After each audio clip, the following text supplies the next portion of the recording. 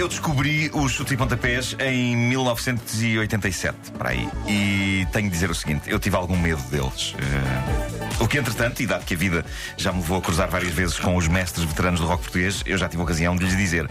Eu tive medo deles por causa da capa do álbum Circo de Feras. Eles estavam com um ar ameaçador, sim. Estavam vestidos de preto, tinham óculos escuros, tinham os instrumentos nas mãos e tinham uma pose desafiante de quem me podia bater. Sobretudo porque eu era caixa de óculos e eu passei parte da minha vida a lidar com bullies. E a pose com que eles estão na capa do Circo de Feras é de bullies.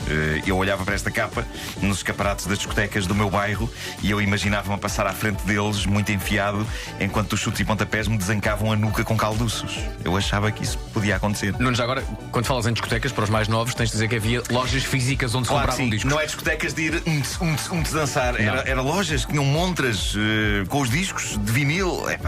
Incrível. Havia uma ali na estrada de Benfica. Eu ia muito à discoteca Roma, na Avenida de Roma. Discoteca Roma, sim. Que correu mal e depois passou a ser um Banif. Felizmente, com o Banif correu muito bem. Obrigado.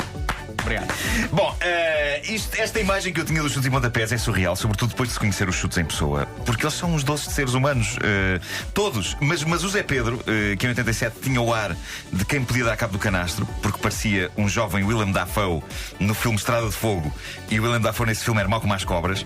O Zé Pedro é capaz de ser, e acho que vocês concordam comigo, das estrelas nacionais mais simpáticas e gentis e humanas. Extraordinário, Zé Pedro. É incrível, e que mais vontade de dar estar horas à conversa com ele.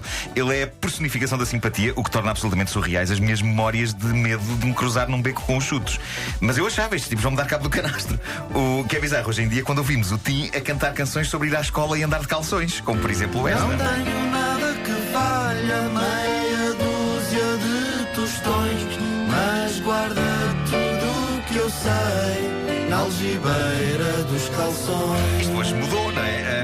Nos anos 80, o Tim parecia ser o líder de um gangue que me ia espancar. Ou pelo menos eu achava que sim. E eu achava que esse espírito transparecia na primeira canção dos chutes que eu ouvi na vida e que não foi de nenhuma dos dois álbuns míticos anteriores. Não foi do Cerco, não foi do 78-82, foi do Circo de Feras, a primeira superprodução da banda e o disco que os pôs no mapa como fenómeno nacional depois de terem sido uma banda de culto com os dois primeiros álbuns. A primeira canção dos chutos a conquistar lugar eterno no meu imaginário era esta.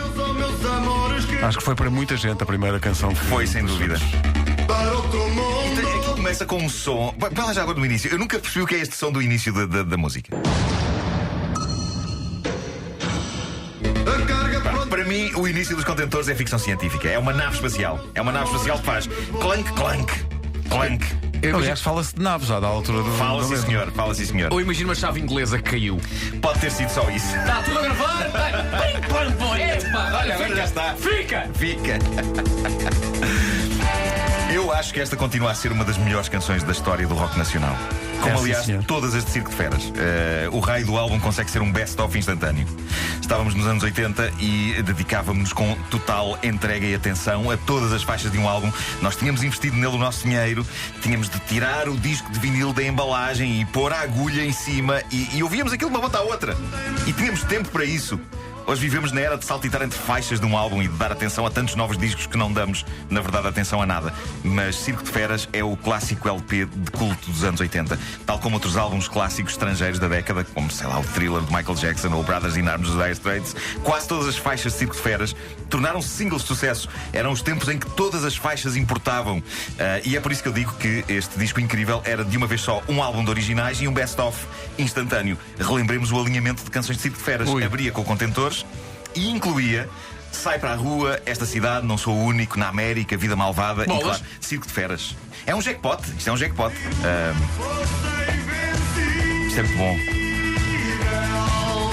Tudo isto ornamentado com lenços dos Porfírios. É isso. Exato. Contentores era o cartão de visita desta nova era dos chutes. Eles continuavam com o vigor dos primeiros discos, mas enquanto esses primeiros discos eram como que filmes independentes a preto e branco com a imagem cheia de grão, aqui o vigor deles vinha a cores e com efeitos especiais, sem perder aquilo que fez deles a grande banda punk rock do início dos anos 80. E esse equilíbrio entre força bruta e um ambiente mais de cinema estava no Homem do Leme. Não sei se vocês se lembram, quem produziu isto foi Carlos Maria Trindade dos Heróis do Mar. Sim. Ele produziu o Circo de Feras, mais ou menos ao mesmo tempo que trabalhava num dos melhores discos dos Heróis do Mar, que era o Macau, e são sonoridades completamente diferentes, mas isto é muito bonito. Eu fiquei fã de Contentores no mesmo ano, 87, em que vi pela primeira vez o clássico filme Blade Runner, do Ridley Scott. E então a canção e o filme misturam-se na minha mente. Por exemplo, quando o Tim canta, põe lá este verso.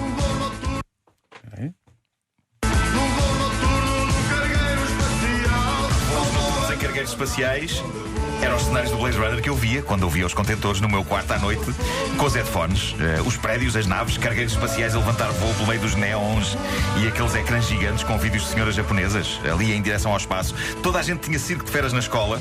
Eu tinha em cassete. Ter em cassete não era tão badass como ter em vinil, não é? Mas caso os chutes me apanhassem num beco, eu achava que estaria safo se eu lhes mostrasse a cassete e se usasse a frase que eu usava sempre na escola quando alguém me queria bater. Que era? Sabem qual era?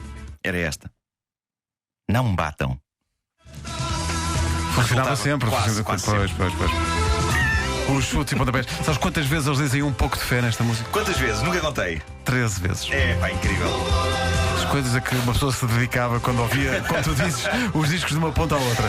13 vezes deixava de ser um pouco de fé, passava a ser bastante fé. Era mesmo. bastante fé, sim. Chutes e pontapés. Brevemente, no auditório da Rádio Comercial, o Tim vem cantar uma música nova em que ele conta como se formou a banda Chutes e Pontapés. É uma Muito música bom. toda à volta disso. É muito gira a música. Ele virá tocar isso ao auditório da Comercial uma destas manhãs. Nuno Marco e meu amigo Francisco Rodrigues diz que o início é nada mais nada menos que o fechar de um contentor. Só isso? Carga Vamos- pronta. Vamos imaginar algo mais glamouroso do que isso. Mas faz sentido, de facto. Mas é que há o clank e depois há um som tipo. Que eu nunca soube bem o que é. O do, É que não é só o fechado do é contentor. do caminhão nave do a lixo. levantar voo. É, Ou não, então, é caminhão se do calhar lixo. é o caminhão do lixo. Não é nave, é caminhão do lixo. Na volta isto é uma canção sobre senhores do lixo. Não, está no nome, é contentores. Contentores.